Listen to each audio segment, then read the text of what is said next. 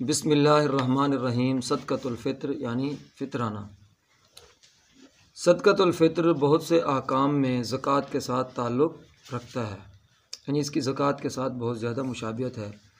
اس لیے احادیث اور روایات میں صدقۃ الفطر کو بہت سے ناموں کے ساتھ روایت کیا گیا ہے، جیسے صدقۃ الفطر، زکوٰۃ الفطر، زکوٰۃ رمضان، صدقہ رمضان، زکوٰۃ صوم، صدقہ صوم، اور بعض حضرات کی طرف سے اس کو صدقہ ابدان اور صدقہ رؤوس کا نام بھی دیا گیا ہے۔ صدقہ ابدان سے مراد یہ ہے کہ بھی انسان اپنے بدن کا صدقہ دے، اور صدقہ رؤوس سے مراد یہ ہے کہ انسان اپنی جان کا صدقہ دے۔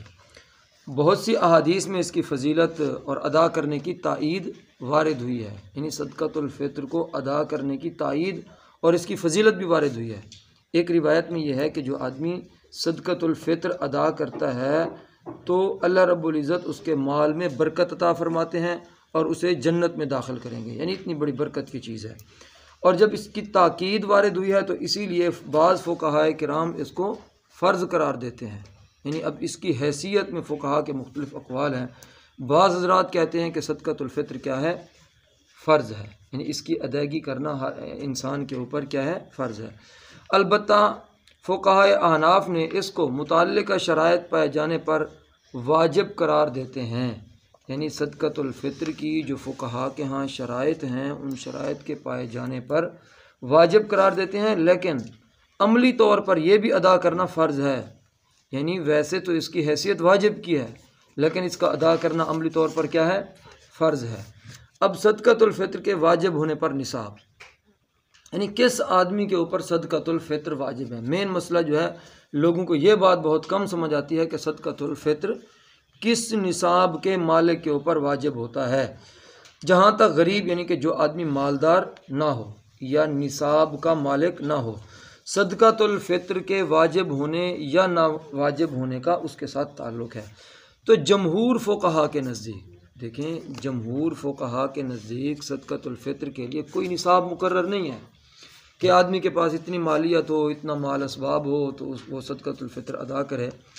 تو زکوٰۃ واجب ہونے کی طرح باقاعدہ، یعنی کہ جس طرح زکوٰۃ کے لیے باقاعدہ نصاب ہونا، صاحب نصاب ہونا، اس نصاب کا یعنی اس مال کے اوپر سال کا گزر جانا، یہ زکوٰۃ کے متعلق ایک نصاب ہے، تو صدقۃ الفطر کے لیے وہ کہتے ہیں کہ یہ نصاب ضروری نہیں ہے، بلکہ اس کی ادائیگی کے لیے وسعت کافی ہے، یعنی انسان کے پاس اتنی طاقت کافی ہے کہ وہ صدقۃ الفطر ادا کر سکے۔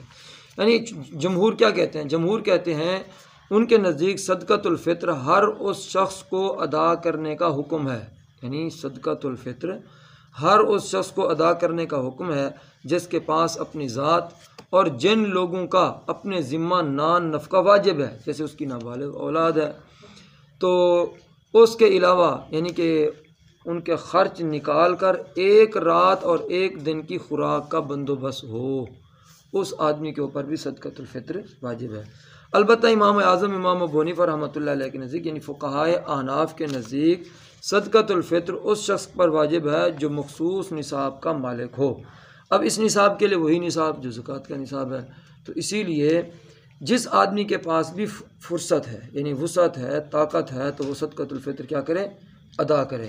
اگر اس نصاب کو بھی دیکھا جائے، کسی آدمی کے پاس کوئی صاحب نصاب نہیں ہے لیکن اس نے صدقۃ الفطر ادا کر دیا تو اس کی طرف سے بھی صدقۃ الفطر ادا ہو جائے گا، اور یہ بڑی برکت کی چیز ہے۔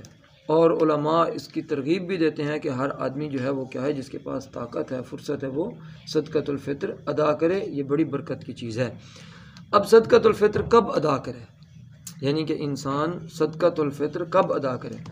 ویسے تو رمضان المبارک کا چاند نظر آتے ہی انسان صدقۃ الفطر ادا کر سکتا ہے، اور اسی طرح رمضان المبارک کے نصف میں، لیکن اس کا افضل اور اصل جو وقت ہے وہ عید کا چاند نظر آنے کے بعد، اور یہی وجہ ہے کہ امام شافعی رحمۃ اللہ علیہ کے نزدیک صدقۃ الفطر کے واجب ہونے کا اصل وقت عید الفطر کی رات ہے۔ وہ الگ بات ہے کہ عید کے دن سے پہلے ادا کرنا کیا ہے؟